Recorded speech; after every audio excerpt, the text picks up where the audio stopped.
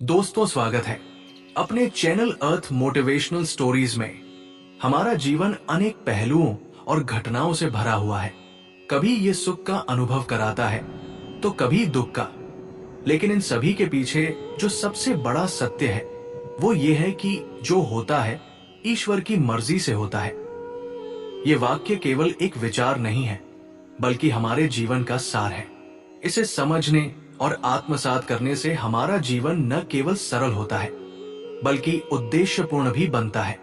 ये विचार हमारे जीवन के हर क्षण में हमें एक गहरी शांति और स्थिरता प्रदान करता है। चाहे हम कठिनाइयों का सामना कर रहे हों या किसी उपलब्धि का जश्न मना रहे हों, ये सत्य हमें हर परिस्थिति को एक नए दृष्टिकोण से देखने की प्रेरणा देता है।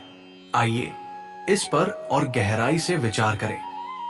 जीवन की अनिश्चितता और ईश्वर की मर्जी। मनुष्य का जीवन एक अनिश्चित यात्रा है। हम अपने जीवन को योजनाओं और अपेक्षाओं से भर देते हैं, लेकिन जब चीजें हमारी योजनाओं के विपरीत होती हैं, तो हमें लगता है कि सब कुछ बिखर रहा है। ऐसे समय में जो होता है ईश्वर की मर्जी से होता है का विश्वास हमें यह समझने में मदद करता है कि हमारी योजनाएं चाहे जितनी भी विस्तृत क्यों न हो, अंतिम निर्णय ईश्वर का होता है। उदाहरण के लिए एक किसान को लीजिए। वो फसल बोता है, उसकी देखभाल करता है, लेकिन बारिश, मौसम और अन्य प्राकृतिक कारकों पर उसका कोई नियंत्रण नहीं होता। यही कारण है कि किसान हर काम के बाद ये कहता है, जो होगा भगवान की इच्छा से होगा। ये विश्वास उसे स्थिरता और धैर्य प्रदान करता है। विपरीत परिस्थितियों में ईश्वर की मर्जी का महत्व। जब जीवन में संकट आता है तो हमें यह विचार अवश्य करना चाहिए कि यह संकट भी हमारे भले के लिए है। कई बार ऐसा होता है कि जो चीज हमें नुकसान पहुंचा रही होती है वो दीर्घकाल में हमारे लिए लाभकारी सिद्ध होती है। एक विद्यार्थी का परीक्षा में असफल होना उसे अधिक मेहनत करने की प्रेरणा देता है। व्यापार में घाटा हमें अपने कार्यों को अधिक ध्यानपूर्वक संचालित करने की सीख देता है। इन सभी अनुभवों के पीछे ईश्वर की मर्जी होती है। वो हमें बेहतर और मजबूत बनाने के लिए हमें इन चुनौतियों से परिचित कराते हैं। समर्पण और विश्वास का महत्व। जब हम ये मान लेते हैं कि ईश्वर की मर्जी से ही सब कुछ होता है, तो हमारे जीवन में समर्पण और विश्वास की भावना उत्पन्न होती है। ये विश्वास हमें घमंड, ईर्ष्या और नकारात्मक भावनाओं से मुक्त करता है। ये विचार हमें सिखाता है कि किसी भी परिस्थिति में हमें ईश्वर की शक्ति और उनकी योजना पर पूर्ण विश्वास रखना चाहिए। रामायण में माता सीता, जब रावण ने उन्हें हर लिया, तब भी उन्होंने अपने मन में यह विश्वास रखा कि जो हो रहा है वो ईश्वर की मर्जी से हो रहा है। उनके इसी विश्वास ने उन्हें हर परिस्थिति में धैर्य बनाए रखने में मदद की। पांडवों की विपत्ति। महाभारत में पांडवों ने वनवास और दुख सहा, लेकिन उनके मन में यह विश्वास था कि ईश्वर उनके साथ है। यही विश्वास उनकी विजय का कारण बना। कर्म और ईश्वर की मर्जी का संतुलन। जो होता है ईश्वर की मर्जी से होता है का ये अर्थ नहीं है कि हम कर्म करना छोड़ दें। वास्तव में ईश्वर की मर्जी का सम्मान करना तभी सार्थक है जब हम अपने कर्मों को पूरी निष्ठा और ईमानदारी के साथ करें। भगवद गीता में भगवान श्री कृष्ण ने कहा है, कर्मण्येवाधिकारस्ते मा फलेषु कदाचन। इसका अर्थ है कि हमें अपने कर्म पर अधिकार है, लेकिन उसके फल पर नहीं। कर्म करना हमारा धर्म है और उसका परिणाम ईश्वर की मर्जी पर निर्भर करता है। हमें इस संतुलन को बनाए रखना चाहिए। 1. कर्म करते रहो, अपने कार्य को पूरी मेहनत और निष्ठा से करो। 2. परिणाम ईश्वर पर छोड़ो, ये समझो कि जो भी होगा वो तुम्हारे भले के लिए होगा। धार्मिक ग्रंथों में ईश्वर की मर्जी का महत्व। हमारे धार्मिक ग्रंथों में बार बार ये उल्लेख किया गया है कि ईश्वर की मर्जी से ही सब कुछ होता है। भगवद गीता, भगवान श्री कृष्ण अर्जुन से कहते हैं कि ये सारा ब्रह्मांड मेरी योजना का हिस्सा है। कुरान, इस्लाम में यह कहा गया है कि इंशाअल्लाह यानी अगर अल्लाह चाहेगा तो ही कुछ होगा।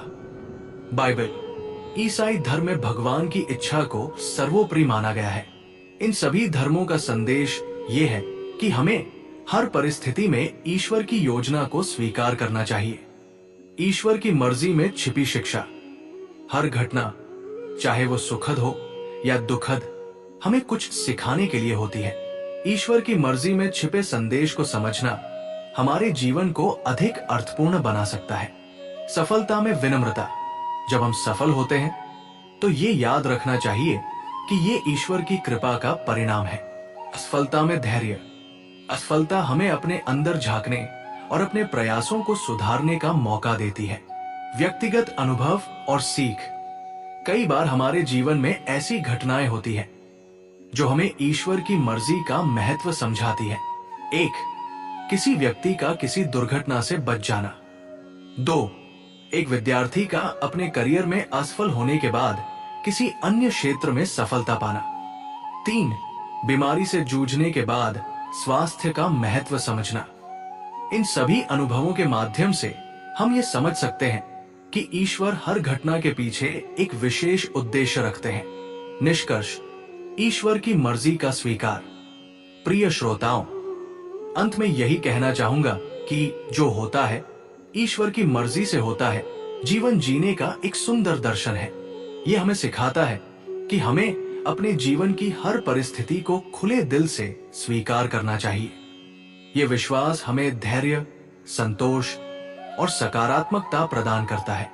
आइए हम सब मिलकर ये संकल्प लें कि हर परिस्थिति में ईश्वर पर भरोसा करेंगे और अपने कर्मों को पूरी निष्ठा से निभाएंगे। जो होता है ईश्वर की मर्जी से होता है। आदरणीय श्रोतागण, आज मैं आपके समक्ष एक ऐसे विषय पर अपने विचार रखने जा रहा हूं जो न केवल गहराई से जीवन को समझने का मार्ग प्रशस्त करता है, बल्कि हमारे दैनिक अनुभवों और भावनाओं को दिशा भी देता है। ये विचार है, जो होता है ईश्वर की मर्जी से होता है। ये वाक्य केवल आध्यात्मिकता का प्रतीक नहीं, बल्कि जीवन की वास्तविकता को दर्शाने वाला गहन सत्य है। हमारे जीवन में आने वाली हर छोटी बड़ी घटना, सुख दुख, सफलता असफलता, सब किसी न किसी कारण से घटित होते हैं। ये कारण हमारी सोच और सीमित दृष्टि से परे होता है। इसे समझने के लिए हमें अपने भीतर झांकना होगा और इस सृष्टि को संचालित करने वाले उस ईश्वर के नियमों और मर्जी को पहचानना होगा। ईश्वर की मर्जी का सार। जो होता है ईश्वर की मर्जी से होता है का अर्थ केवल ये नहीं है कि हमें भाग्य के भरोसे बैठ जाना चाहिए।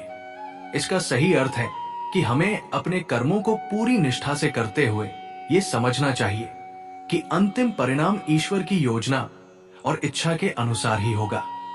हम सभी जानते हैं कि जीवन अनिश्चितताओं से भरा हुआ है। हर दिन हमारे सामने कुछ नई चुनौतियां और अनुभव आते हैं, लेकिन जब हम इस विचार को स्वीकार कर लेते हैं कि हर घटना ईश्वर की इच्छा से हो रही है, तो ये अनिश्चितता हमारे लिए भार नहीं, बल्कि सीखने और आगे बढ़ने का माध्यम बन जाती है। कठिनाइयों में ईश्वर की मर्जी का महत्व। जब हम कठिन समय का सामना करते हैं, तब ये विचार हमें सहारा देता है। अक्सर ऐसा होता है कि विपत्तियां हमारे जीवन को बर्बाद करने के लिए नहीं, बल्कि हमें कुछ सिखाने और बेहतर बनाने के लिए आती है। महाभारत का उदाहरण, जब पांडवों को वनवास मिला तो ये उनके लिए सबसे कठिन समय था, लेकिन इसी वनवास के दौरान उन्होंने जीवन के कई महत्वपूर्ण सबक सीखे और अपने भविष्य को बेहतर बनाया। होता है ईश्वर की मर्जी से होता है। ये वाक्य हमारे धर्म, दर्शन और जीवन के गहरे अनुभवों का निचोड़ है। हमारे जीवन में ऐसी अनगिनत घटनाएं घटित होती हैं, जिनका कारण और परिणाम समझना कभी कभी हमारी समझ के बाहर होता है। सुख दुख, सफलता असफलता, लाभ-हानि, ये सभी जीवन के अभिन्न अंग हैं, लेकिन इन सब के पीछे एक अदृश्य शक्ति कार्यरत होती है, जिसे हम ईश्वर, भगवान या अल्लाह कहते हैं। ये शक्ति ब्रह्मांड को संचालित करती है और हर घटना का निर्धारण करती है। इसीलिए कहा गया है कि जो कुछ भी होता है वो ईश्वर की इच्छा से होता है। ईश्वर की मर्जी का अर्थ। ईश्वर की मर्जी का अर्थ ये नहीं है कि इंसान को भाग्य के भरोसे बैठ जाना चाहिए। इसका वास्तविक अर्थ है कि हम अपने कर्मों को करते हुए ईश्वर पर भरोसा रखें। जो कुछ भी हमारे जीवन में घटित हो रहा है उसे ईश्वर का प्रसाद मानकर स्वीकार करें। कभी कभी हमें लगता है कि हम अपने जीवन को अपनी मर्जी से नियंत्रित कर रहे हैं, लेकिन जब कोई अनपेक्षित घटना घटती है तो हमें एहसास होता है कि हमारे प्रयासों के बावजूद कई बातें हमारी शक्ति से बाहर हैं। यही वो क्षण है जब हम महसूस करते हैं कि एक सर्वशक्तिमान सत्ता हमारी जीवन यात्रा को निर्देशित कर रही है। कठिन समय में ईश्वर की मर्जी का महत्व। हमारा जीवन कठिनाइयों और चुनौतियों से भरा हुआ है। इन कठिन समयों में ये विश्वास कि जो होता है ईश्वर की मर्जी से होता है हमें सांत्वना और शक्ति प्रदान करता है। जब हमें किसी प्रियजन की मृत्यु, आर्थिक संकट या किसी अन्य विपत्ति का सामना करना पड़ता है, तब ये विचार हमें अपने दर्द और पीड़ा को सहने की शक्ति देता है। उदाहरण के तौर पर महाभारत में भगवान श्री कृष्ण ने अर्जुन को समझाया कि जो हो रहा है वो ईश्वर की इच्छा के अनुसार हो रहा है। अर्जुन को समझाना सरल नहीं था, लेकिन जब उन्होंने ये स्वीकार किया कि सब कुछ ईश्वर की योजना का हिस्सा है तो उनका संशय समाप्त हो गया। कर्म और ईश्वर की मर्जी। कई बार ये विचार आता है कि अगर सब कुछ ईश्वर की मर्जी से ही होता है तो इंसान को कर्म करने की क्या आवश्यकता है? इसका उत्तर भगवद गीता में मिलता है। भगवान श्री कृष्ण ने अर्जुन से कहा था, कर्म करो, फल की चिंता मत करो। इसका अर्थ यह है कि हमें अपने कर्तव्यों का पालन करना चाहिए और परिणाम को ईश्वर पर छोड़ देना चाहिए। हमारे कर्म हमारे नियंत्रण में हैं, लेकिन उनके परिणाम नहीं। परिणाम ईश्वर की योजना के अनुसार तय होते हैं। इसलिए हमें अपने प्रयासों में कोई कमी नहीं छोड़नी चाहिए, लेकिन यह भी समझना चाहिए कि अंतिम निर्णय ईश्वर का है। सकारात्मक दृष्टिकोण का विकास। जब हम ये स्वीकार कर लेते हैं कि हर घटना ईश्वर की मर्जी से होती है, तो हमारी सोच और दृष्टिकोण सकारात्मक हो जाते हैं। हम छोटी छोटी बातों पर चिंता करना बंद कर देते हैं और अपने जीवन के प्रति अधिक संतुलित दृष्टिकोण अपनाते हैं। मान लीजिए कि किसी परीक्षा में आप असफल हो जाते हैं। यदि आप इस घटना को अपनी असफलता मानकर हताश हो जाते हैं, तो ये आपकी प्रगति में बाधा बन सकता है। लेकिन अगर आप इसे ईश्वर की मर्जी मानकर स्वीकार करते हैं, तो आप इसे एक नए दृष्टिकोण से देख सकते हैं। हो सकता है कि ये असफलता आपको अपने लक्ष्यों को पुनः मूल्यांकन करने का अवसर दे रही हो। धार्मिक और आध्यात्मिक दृष्टिकोण। हर धर्म में ईश्वर की मर्जी के महत्व को समझाया गया है। हिंदू धर्म, यहाँ कर्म, धर्म और मोक्ष के सिद्धांत में ईश्वर की भूमिका को महत्वपूर्ण माना गया है। इस्लाम, यहाँ कद्र का सिद्धांत बताता है कि हर घटना अल्लाह की मर्जी से होती है।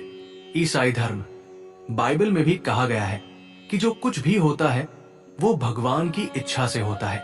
इन धर्मों का मूल संदेश यही है कि हमें ईश्वर पर विश्वास रखना चाहिए और उनके द्वारा निर्धारित मार्ग पर चलना चाहिए।